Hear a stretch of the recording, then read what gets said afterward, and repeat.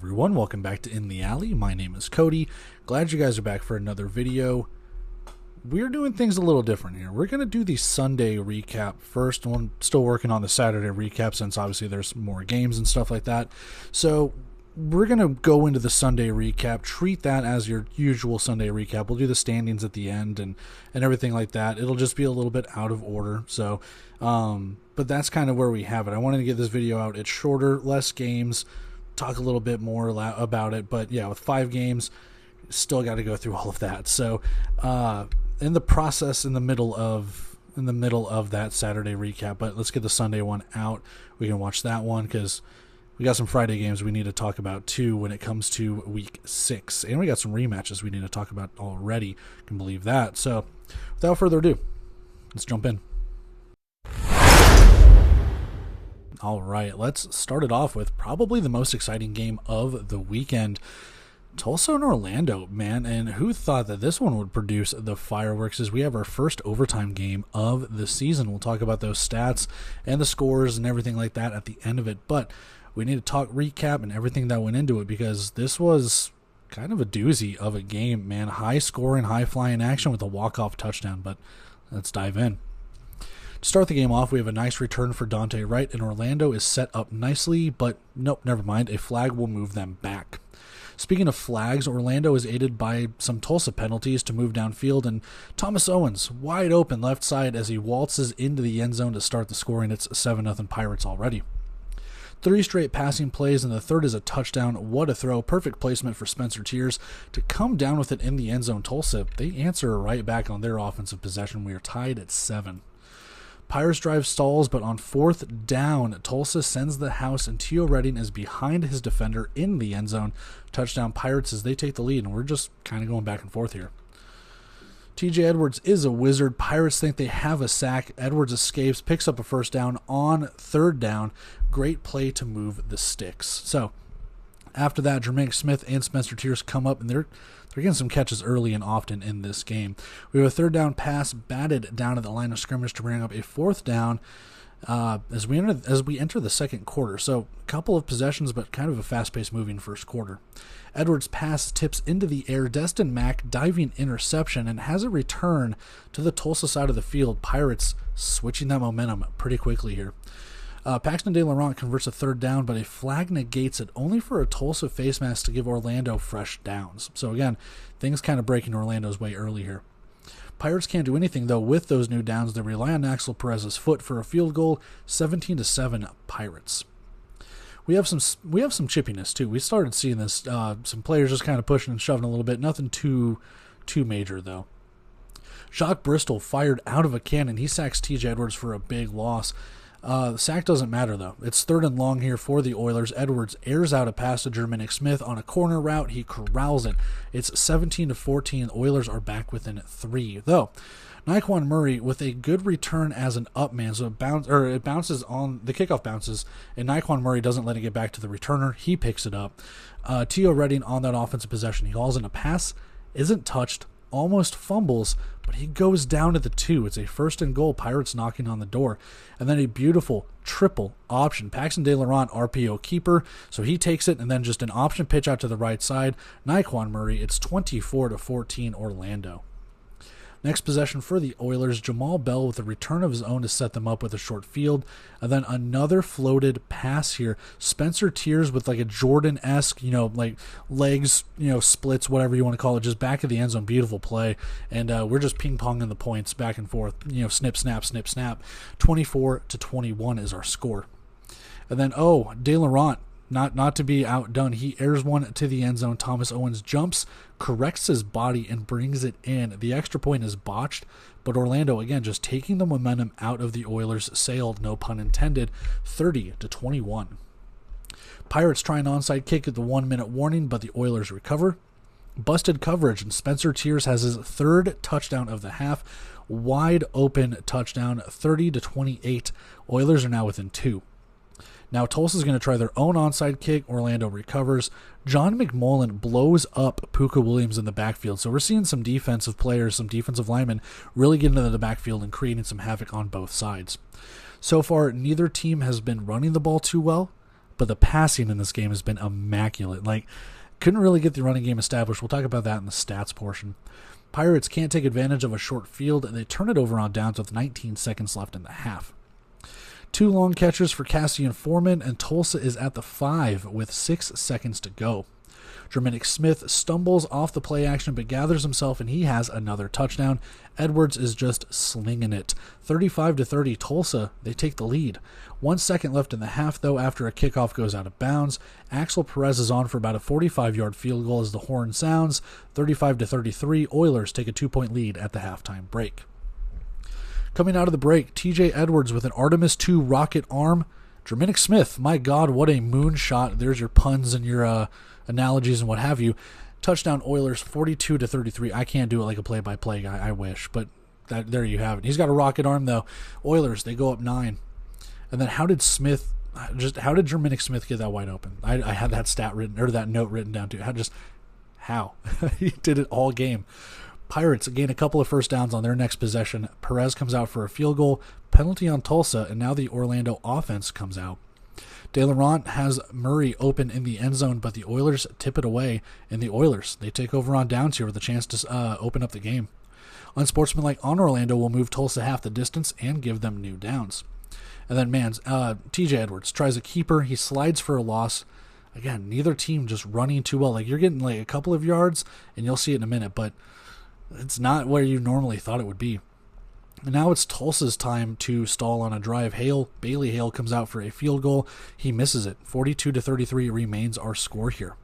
De Laurent feels the heat on third down, escapes right sideline, and takes off to the Tulsa side of the field. Another low rolling snap. We saw some not bad over the head snaps. We've seen plenty of bad snaps in this season so far, but low rolling snaps. It works to Orlando's benefit though. Thomas Owens is a crossing route. He's wide open around the goal line. It's a touchdown for Orlando. 42-40. Pirates within 2 now as we end the third quarter. Edwards floats another end zone shot, but Foreman can't get his feet in bounds. Tulsa has a false start, but the Oilers challenge an offsides and they win it. It's a first down for Tulsa. Hitch route for Jermaine Smith, and he has another receiving touchdown to go along with another Edwards passing touchdown. This has been such a great game. It's 49-40 Oilers. There he goes. There he goes again. Dante Wright with another kick return touchdown. So just when you thought Tulsa's starting to pull away with this, Orlando comes right back in at his 3rd straight week of a kick return touchdown. Dante Wright is so good. He's not even one of the starting wide receivers. De Laurent slows up on a 2-point conversion. The refs say he's no good, like he didn't cross the plane or anything. Pirates will challenge and they win it, so the 2-point is good. 49-48. We have a 1-point game. Oilers move the chains a couple of times, followed by a few runs by Edwards and Bell to get to the 5-yard line. 3rd and goal, DJ Dale smacks Edwards down for a big sack. Hale comes out for a field goal, and he makes it 52-48. Oilers lead us 4. Pirates gain some yards, but they seem content with trying to take this to the 1-minute warning down by 4. Murray has a tough snag with a defender stuck to him like glue as a 1st and goal for Orlando. And then Paxton De Laurent, keeper to the right side. He goes in. It's 55-52. Pirates, they retake the lead with 27 seconds. And then almost disaster, Jamal Bell cannot corral the kickoff. He barely makes it to the 1-yard line, maybe the half-yard line. It's almost a rouge for Orlando, and that could have put Tulsa out of field goal range, or out of field goal position, and they need a touchdown instead. Oilers only need a field goal here to tie it, though. Smith has a jumping catch to the 15-yard line. 9 seconds left, and Edwards throws it away. 2 seconds left. Bailey Hale comes out for a 49-yard field goal to tie it and send it to overtime. Snap is out, hold is down, kick is up, and oh my fucking God, he made it. He fucking made it. We're going to overtime, tied at 25, at 55. I apologize for cussing, but I was jumping around my living room watching this. You do not see long field goals like this barely make it in, and it just barely right corner pocket, barely made it in. Beautiful kick. Beautiful kick. We start overtime with Tulsa having the possession first. Holding is already setting them back on not a nice penalty, but on a penalty is nice for Orlando. Then an incompletion and another Jacques Bristol sack. So again, Tulsa can't do anything. 3rd and 27 after a false start. Tiers drops a pass, 4th down. Oilers send Hale out for another field goal attempt. It's roughly in the same spot where he just made it. It's no good. This time, Pirates just need points to win. And it's one play. One touchdown, a corner route to who else? The longest tenured Massachusetts Orlando Pirate, Thomas Owens. Orlando completes the comeback 65-61. The Orlando Pirates are 3-0.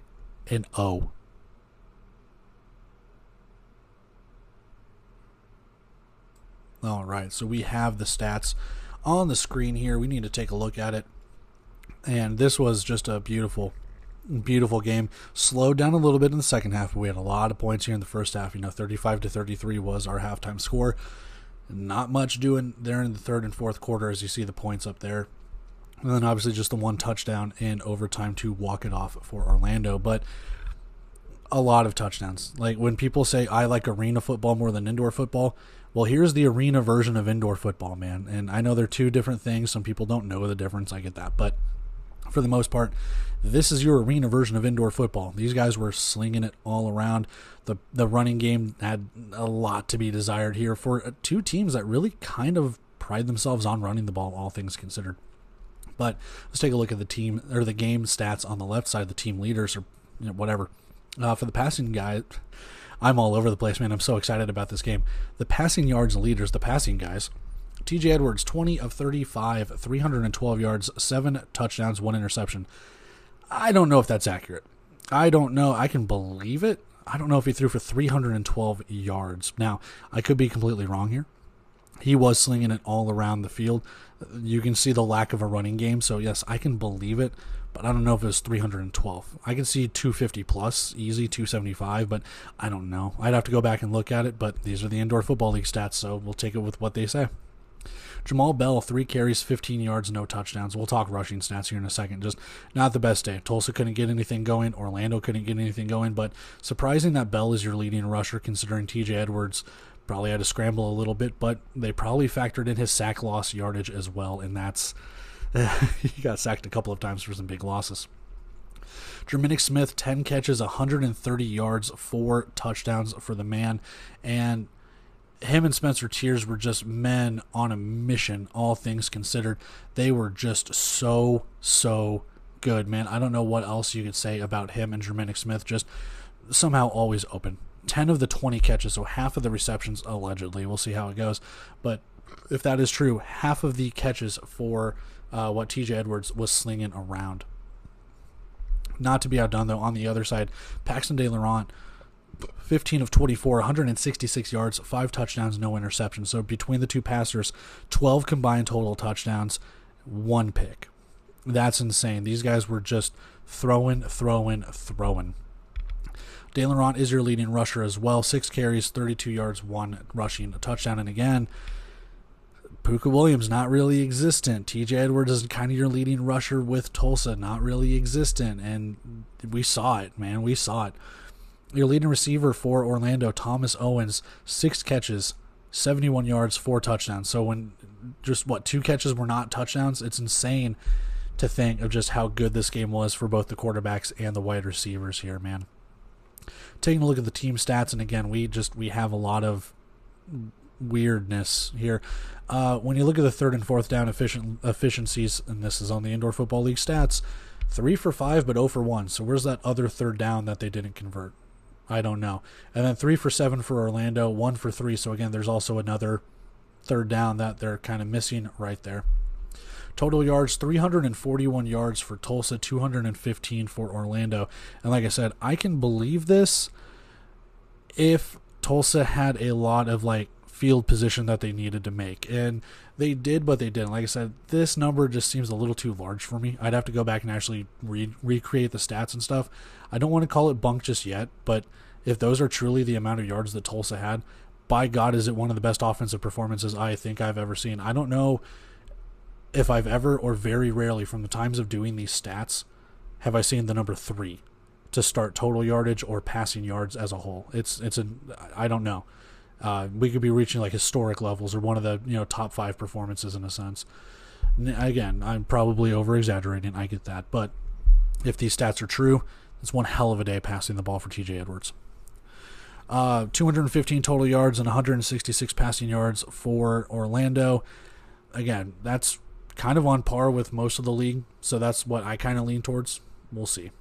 Rushing for both sides, again, a lot to be desired here. 32 for Paxton De Laurent, so 17 rushing yards attributed to anyone and everyone else, whether it's Puka Williams or any other Pirate.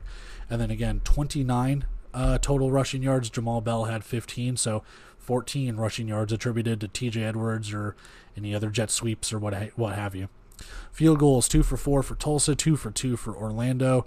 And then penalties. I feel like there was a lot more penalties in this game that might have gone Orlando's way. I'd have to go back and look. But, I mean, the penalties for Tulsa, they were kind of undisciplined. I don't know for sure. Orlando, I don't think they only had 3 penalties. I'd have to go back and rewatch the game. I get that. But this is the Indoor Football League stats. Take it with a grain of salt. I'd have to go back and look. But I don't believe that it was that one-sided. I think they were calling the game fairly even. Now, does one team probably have more penalties? Obviously one would, but I don't know if it was that egregious. I'd have to go look, so we'll see. And then obviously the one turnover being the interception that we talked about with Destin Mack having that one. So there you have it when it comes to the stats. Let's go take a look at the defensive stats. This is going to be great podcasting because you can't even see my face when it comes to this as I'm trying to pull up the defensive stats right quick. I should have already had this. I do apologize. But deedly-doo, here we go, box score. If my internet wants to work. I know, I'm dragging on here, guys. Trust me, stupid and should have already had this up here. All right, defensive stats. Only 2 tackles for a loss for Tulsa, both by John McMullen. 3 pass breakups as a whole for the Oilers, Malik Saunier, Fred Malay, and Sedarius Doss. Other than that, they didn't sack De Laurent or anything. And Malik Saunier with 7 total tackles on the night, which is really 6 total tackles. He had 2 assisted, so they're counting assisted as a full tackle. Taking a look at the Orlando side of things, 4.5 tackles for a loss. Mike Mason had 1.5. 2 fumble recoveries with no turnovers. All right. And then Mack had the 1 interception for 20 yards. He had 5 total tackles and being your leading tackler. So again, stats, you got to correct them, man. So that's what we have. That's what we go off of. This is your Indoor Football League website and stats that they have. So that's what I'm going off of. But with that, we need to go take a look at our bets, and we have another recap to do after this. I'm so happy I didn't change my pick. All right, we have recap number 2 to do right here. We got Jacksonville traveling to Vegas. We got the banner raising ceremony, and Vegas, they flexed their muscle a little bit. Well, let's recap it. We'll talk stats and everything in a second. Talk our bet, talk standings, and we'll get out of here. But first, let's recap this one. Jacksonville, they waste no time on their opening drive. They get the opening kickoff. Markel Wade is wide open. He is behind the defense. He is in the end zone. It's a touchdown at Jacksonville. Vegas will challenge a false start, and they win it. And it wipes the touchdown off the board. So, what was a hot start? Not much more than that. Jacksonville end zone shot falls incomplete, and they can't convert a first down.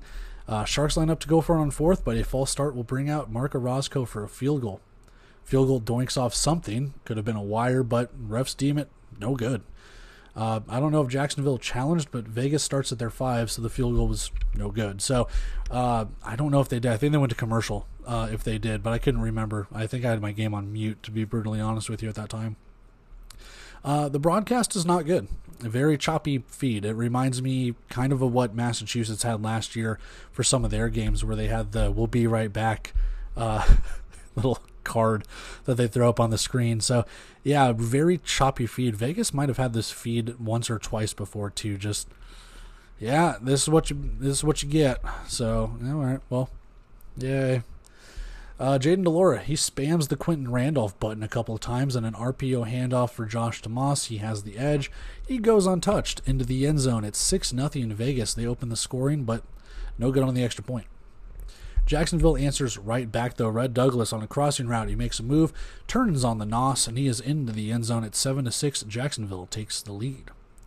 Jaden DeLora in the next possession, he evades a blitzing linebacker, fires a laser to Seneca McKee. He high points it into the end zone for a touchdown pass. What a play for McKee. 13-7, Vegas goes back on top.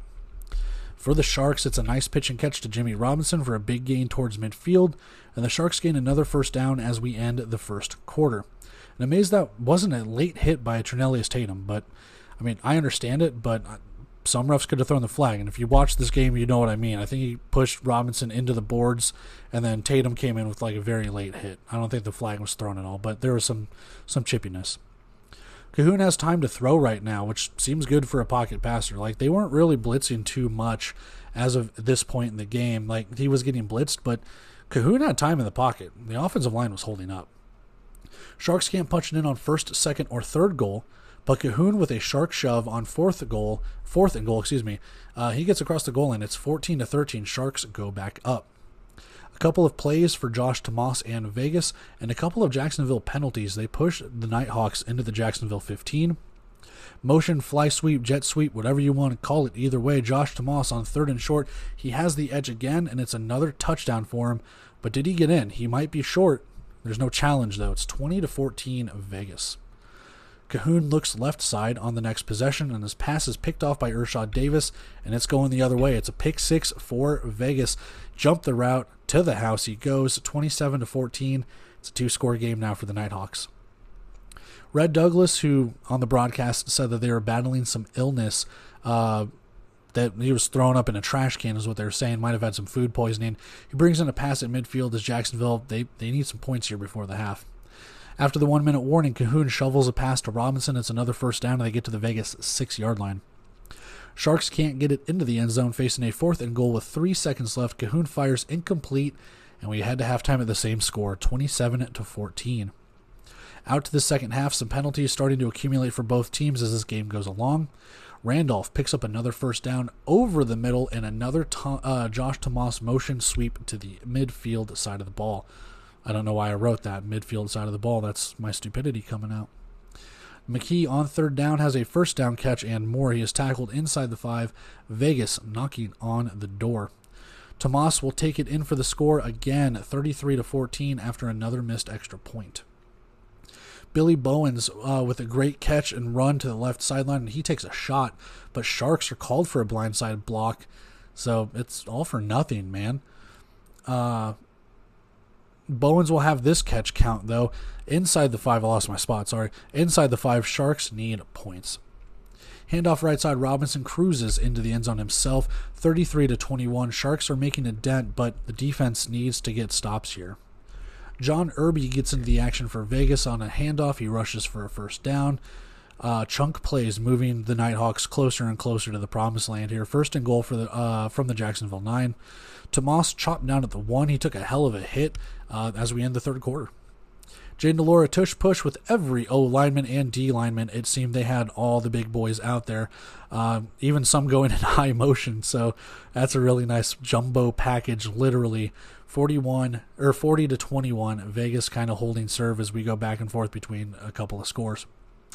Jacksonville has just they've gotten a lot of mental mistakes here, like false starts, offsides. Like, yes, there's some penalties that have gone their way that could be some iffy calls, but a lot of these are calls that the refs have to call, whether it is false starts or whatever. You can't let them get away with it, and they weren't.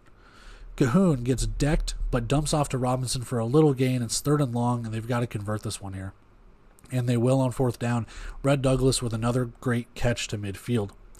Robinson has caught quite a few little checkdowns, and Cahoon is taking what the defense gives him for the most part. So starting to get a little more pressure on him as the game goes along, but he has that safety valve in Jimmy Robinson. Goal to go situation here for the Sharks. Motion jet sweep for Lowell Patron to the right as he takes it in, and everyone thought Robinson had it. Either way, it's a touchdown Jacksonville. It's 40-28, and again, Sharks still needing those defensive stops here. More flags, and I'll be curious to see what the Indoor Football League is accurate with when we talk about this. Sorry, my nose is very itchy. Defender on his hip, doesn't matter. Quentin Randolph has a touchdown reception, and he plays a little Madden afterwards. It's a really good celebration. It's going a little viral on social media. 47-28 Nighthawks. Sammy Edwards checks into the game at quarterback for the Sharks. Chunk plays for Jalen May and a handoff to Jimmy Robinson that will go into the end zone for the touchdown. 47-35 as they continue to trade back and forth touchdowns here. That defense is not getting stops. Onside kick goes into the stands. More flags are thrown. We hit the 1-minute warning. Avon Rucker is into the game now at quarterback for Vegas. Motion handoff for John Irby as he has the edge and a touchdown. It's 54-35 Vegas. Sharks not using timeouts as they complete a couple of passes, but now they start to.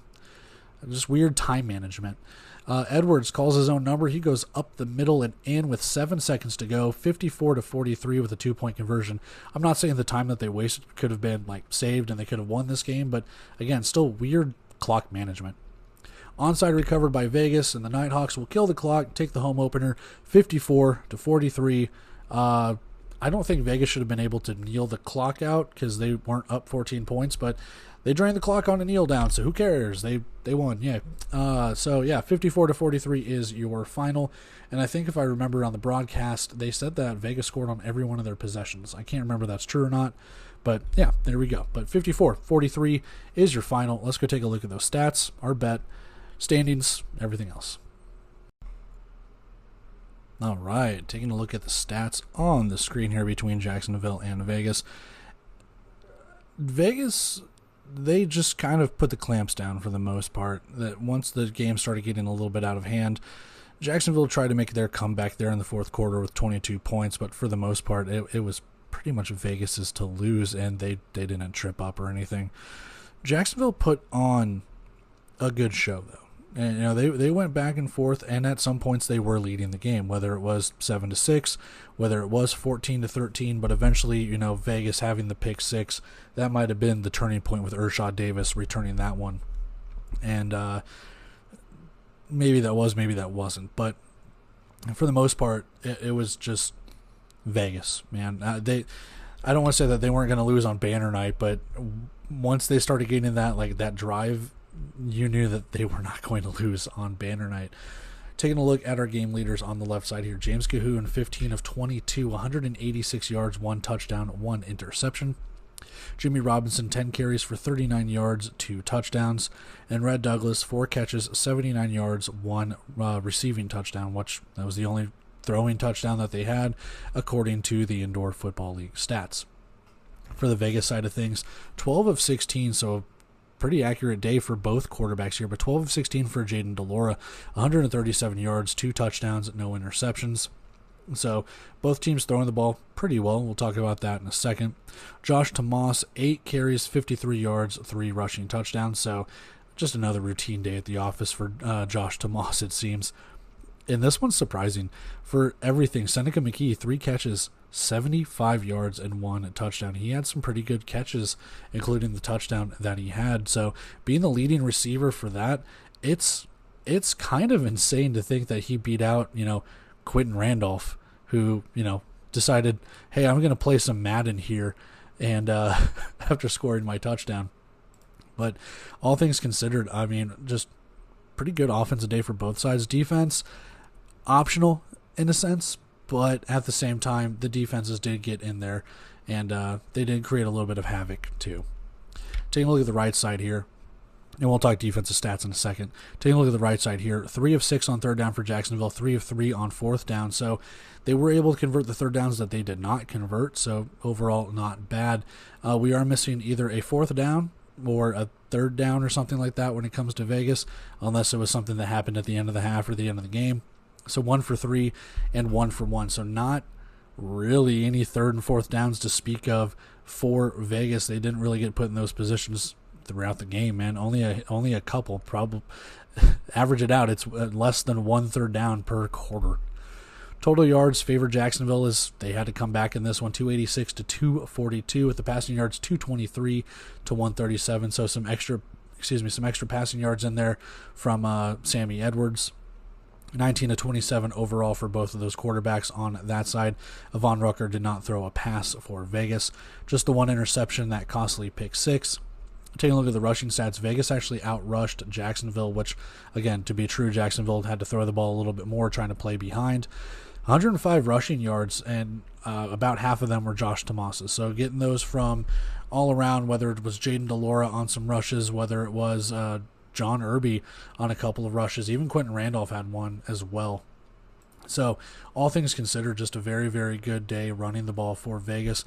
Not a bad day for Jacksonville, but Jamie Robinson with 3.9 yards per carry on 39 yards on 10 attempts. It's not bad. Moves the chains, all things considered.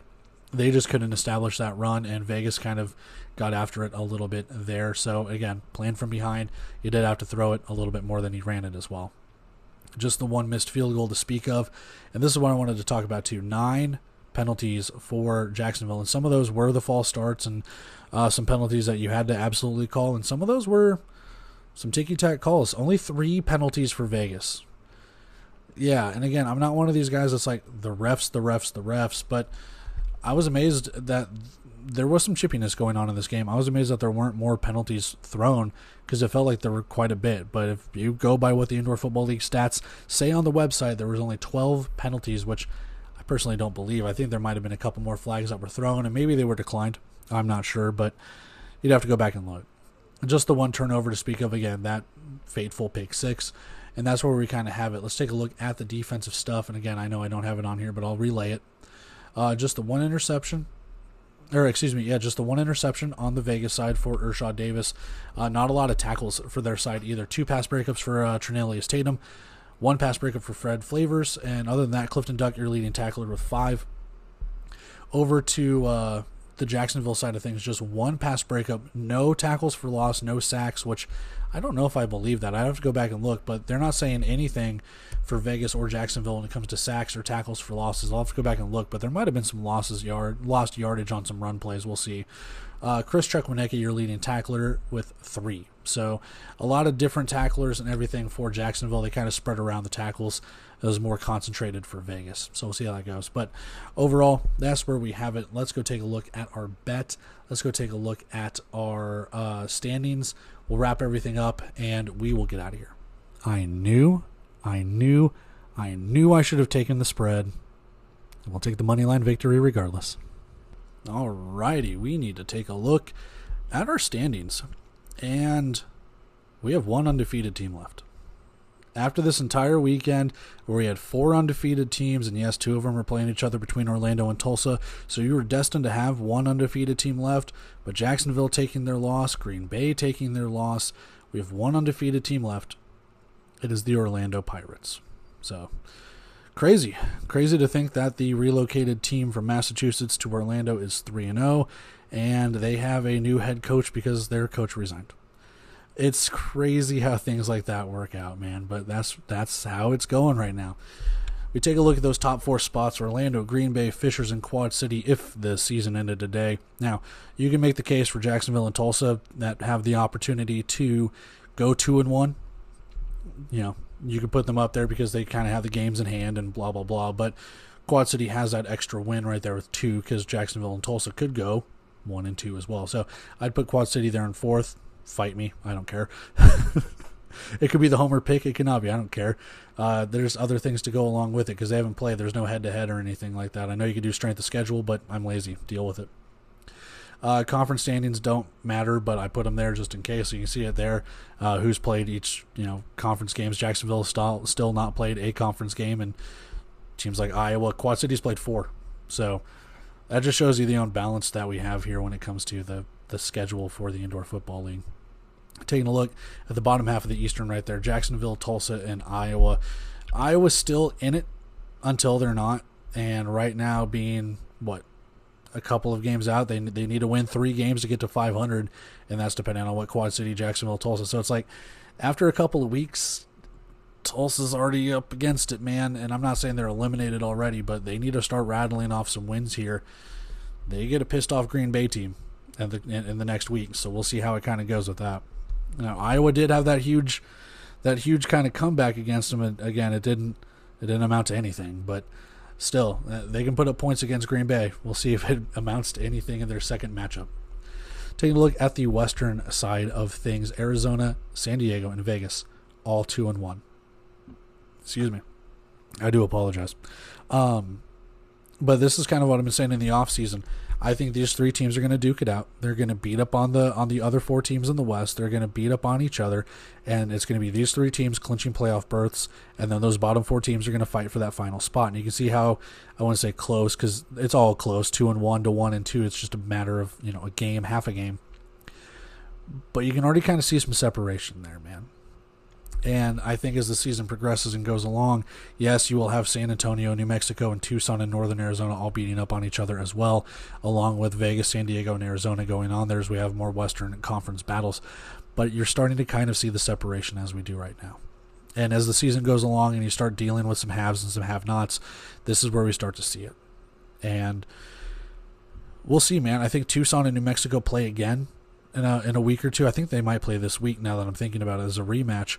And one of those teams is going to go 500 when it comes to it. We'll see how it goes. I have to look at the schedule. I think they play this week. I have to look it up. I know I should be on top of these things as week 6 starts to roll around, but take a look at this first.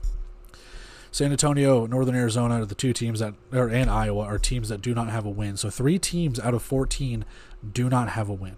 You got to start changing that now, because then you're going to start seeing some separation there between if New Mexico and Tucson can keep winning. Now you're starting to see some separation where one of those teams is going to get that 4 spot. San Antonio and Northern Arizona kind of getting left behind in the dust. So if you're San Antonio, if you're Northern Arizona, you really got to start turning your season around here. Another couple of things that I do want to talk about. San Antonio has 53 total points in 2 games. That's not getting it done. Now, the defense looks decent. They've only given up 73, but that offense needs to start clicking. Now, yes, they've only played 2 games, but when you look at Tulsa and you look at Jacksonville, 84 and 90 respectively, San Antonio at 53 is not good. That offense needs to start doing something. Now, 73, yes, they've only played 2 games. That's the least amount of points. So, yes, that's 5 less than Jacksonville. That's less than Tulsa. That defense, if they can start keeping San Antonio in games, can that offense really start to click? Maybe those wins will happen. I'm not sure. Fishers. We need to talk about them too, because we'll have those recaps later on. But Fishers, 213 offensive points for.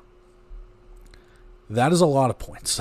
They've scored, 63 in back-to-back games. Like, this team is on another level offensively, and giving up 33 and 42 against Iowa and Arizona. Like, the defense looks pretty good. Yes, they've given up points, but even still, in those 4 games, they've given up 153, which is less than Green Bay in 4 games, which is less than Iowa in 3 games, which is almost less than Tucson in 3 games. Like, the defense is there. Like, they're giving up points, don't get me wrong, but if they need to clamp down, they will clamp down.